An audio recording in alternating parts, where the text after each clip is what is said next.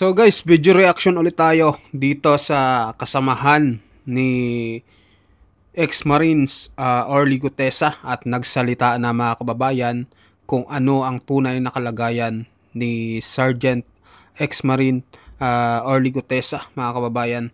At ayun, ipinaliwanag niya din dito kung anong klaseng tao si Orly Gutesa mga kababayan. At ayan, talagang nakahanda na yung mga Marines, no? Kung may mangyayaring masama kay Orly Gutesa, ito, papakinggan natin yung kanyang mensahe. So, eto na guys. Ayan, mga kababayan, sa lahat ng nag-iisip o nag-ahanap sa ating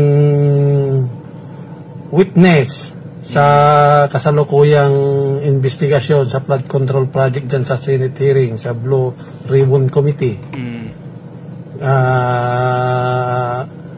Mismong si dating congressman defensor na yung nagsalita na he is safe.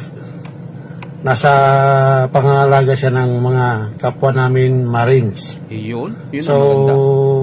sa mga nag-aalala, dahil sa kaligtasan niya, ako po'y personal nagpapasalamat sa inyo, sa inyong suporta sa kanya. At sa mga nag-iisip naman, dahil hindi makontak o hindi alam kung nasaan, na kung ang iniisip ay sinasabing nagtago na o ano pa man, huwag kayong mag-alala, mga kaibigan. Lalabas at lalabas siya pag may hearing yan. Hindi aatras yan ang Marines. Basta nasa katotohanan, hindi yan aatras sa laban. Nako. So, ito talaga maganda. Mga nagbabas na siya ay walang kredibilidad upang maging witness. So, good luck na lang. Basta kami bilang mga kabaro niya, kasamahan niya sa Armed Forces, buo ang aming suporta. At sa mga lahat na sumusuporta sa kanya, kami po ay nagpapasalamat sa inyo. At good luck sa mga basher. Ika nga, pag yung sinasabi nila na iimbestigahan yung kredibilidad niya, walang problema yon, basta naaayon lang doon sa tamang proseso ng pag-iimbestiga. Kahit anong imbestiga pa ang gagawin, balik-baliktarin man yan. Personal kong kilala yan, yung tao na yan. Wala kayong makikitang dungis o anumang masamang gawain. Kaya malakas ang laban, mga kababayan, mga mamamayang Pilipino. Ito na yung panahon na dapat mahinto ang mga kagagawan ng mga politiko, mga mandarambong. Dapat yan ay mahinto na sa pamamagitan ng pagsuporta sa ating tumayo at lumabas na witness upang isiwalat at malaman ng buong bayan ang katotohanan na nangyayari sa kabahan ng bayan. So, mga guys, abangan natin ang lahat ng yugto o kabanata ng investigasyong ito na ginagawa ng Senate Blue Ribbon Committee upang tayo ma-update. So, doon lang tayo sa katotohanan, mga kababayan. Suportahan natin ang ating natatanging naglakas loob na isiwalat ang katotohanan. So, muli, maraming salamat sa inyo. Mabuhay tayong lahat. Mabuhay ang Marines. Wah! Ayun. Oh, ayan. Ayun, Mga kababayan. So ano masasabi nyo dito? Talagang ano no, hindi talaga iniiwanan. Pagka sinabi talagang Marines, once a Marines, always a Marines. Yan yung kanilang ano mga kababayan, yung kanilang slogan no, na hindi nila iiwanan ng kanilang kabaro. So ayun, sinabi niya nga na okay lang daw na sa maayos na kalagayan si Orly Gotesa. At sa mga nagtatanong, sa mga nag-aalala, ito na yung sagot. So okay lang naman pala si ex-Marine Orly Gotesa. At sa ayun mga kababayan, talagang handang-handa na pala ang mga Marines mga kababayan kung sakaling may mangyari kay Marines Orly Gotesa mga kababayan, dahil unti-unti nang naglalabasan ng saloobin itong mga Marines no, yung mga kabaro ni Orly, at talagang handa silang makipagtulungan.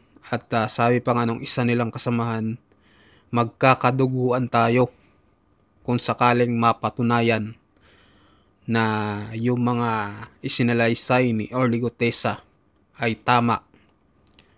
Yayariin talaga daw nila yung mga korap na politiko mga kababayan. So dito naman tayo kay Attorney Mike no, kasi mayroon siyang pinost dito na sabi niya, bakit kahit kailan ay hindi ko ibinoto si Senator Lacson, at may title pa ditong Coratong Baliling. So parang ikwinento niya dito yung about sa Coratong Baliling. So dalawang salita lang daw kung bakit hindi niya binoto si Ping Lacson. So pakinggan natin guys si Attorney Mike Operario. Talagang magaling din to na attorney. Magaling magpaliwanag mga kababayan. Ba? Ni minsan hindi ko pa ibinoto si Ping Lacson. Yun. Anong dahilan? 2 words. 2 words. Coratong Baliling. Nako. Ito po muli si Attorney Mike Operario at pag-usapan natin ito. At ito lamang po ang umpisa ng serye ng ating diskusyon tungkol dito sa issue na ito ng Coratong Baliling. Noon pong May 18, 1995, bumulaga po sa Pilipinas ang isang balita na nagkaroon di umano ng shootout sa flyover, pagbaba ng flyover dito sa Commonwealth Avenue, at 11 tao ang namatay. At ayon sa kapulisan, ito ay mga miyembro ng Coratong Baliling. Ako po ay bagong abogado pa lamang noon at kapipirma ko pa lamang sa Roll of Attorneys noong May 3, 1995. At pagkatapos ng 2 linggo, eto na, Coratong Baliling na. At ako'y bahagi na ng tanggapan ni Senator Rocco bilang isa sa kanyang mga abogado. Noon pong May 21, bigla pong sumulpot itong si SP Otto de los Reyes sa aming tanggapan. Pagkatapos po ng araw ng shootout, meron pong isang lumabas noon na artikulo sa dyaryo na pinasisinungalingan ang shootout at sinasabi na ang mga pinatay sa loob ng van ay mga nakaposas. At nagkaroon lamang po ng linaw itong storya na to nang lumabas na po si SP Otto de los Reyes noong May 21, 2025. At nung sumunod na mga isang linggo, 5 araw lang, May 26, sumulpot pa uli ang isa pang testigo na si Corazon de la Cruz na pinatotohanan niya ang lahat ng kwento ni SP Otto de los Reyes. Ang pagpunta po ni SP Otto de los Reyes sa aming tanggapan ay dahil sa kanyang takot na baka siya ang maging fall guy dito sa usapin na ito. Bakit niya sinabi yun? Ayon kay SP Otto de los Reyes, nung pagkatapos daw ng operasyon, ay ipinare-record sa kanya ang halagang 200,000 piso bilang mga ebidensya ng perang nakalap o na-recover mula sa Coratong Baliling. Pagkatapos nun ay pinabubura daw sa kanya yung mga serial number ng mga baril. Yan naman po lahat ay public record at bahagi ng Senate investigation. Bakit siya natatakot doon sa pera? Kasi alam niya na hindi lang 200,000 ang na-recover nila. Ayon sa kanya at kay Corazon de la Cruz, 2 van ang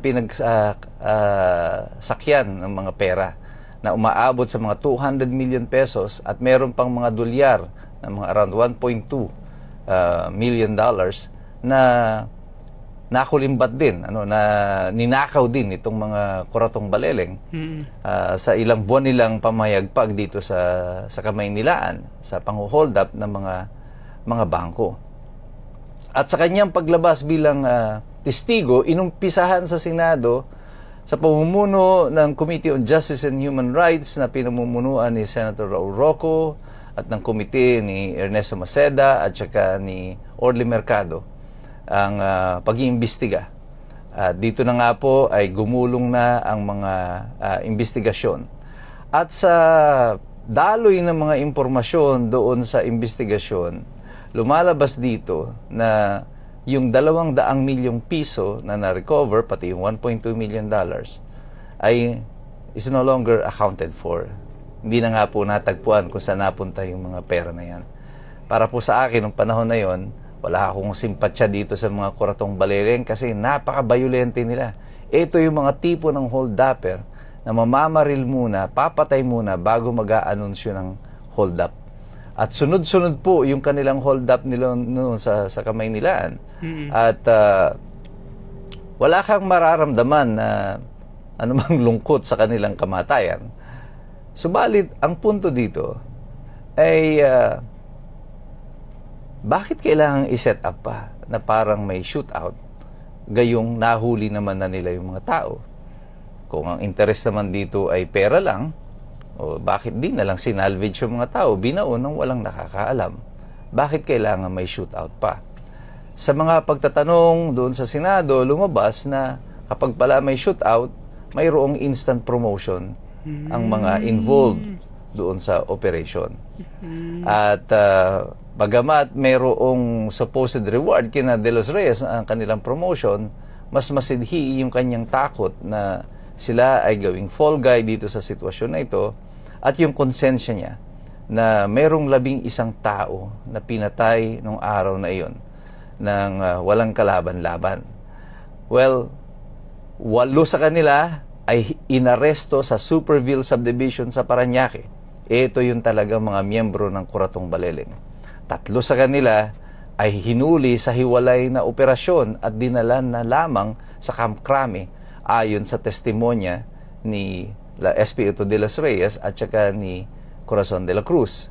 Si Corazon po ay isang lalaki. Iyon lang po ang kanyang pangalan.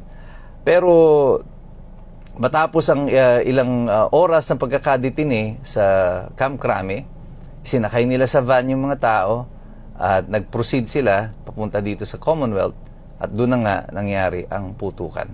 At ayon kay SP Otto de los Reyes, talagang nakaposas yung mga tao at sila ay pinagbabaril in close range at walang shootout na naganap. At ito lamang po ang umpisa ng serye ng mga kasinungalingan na naganap doon sa Senado.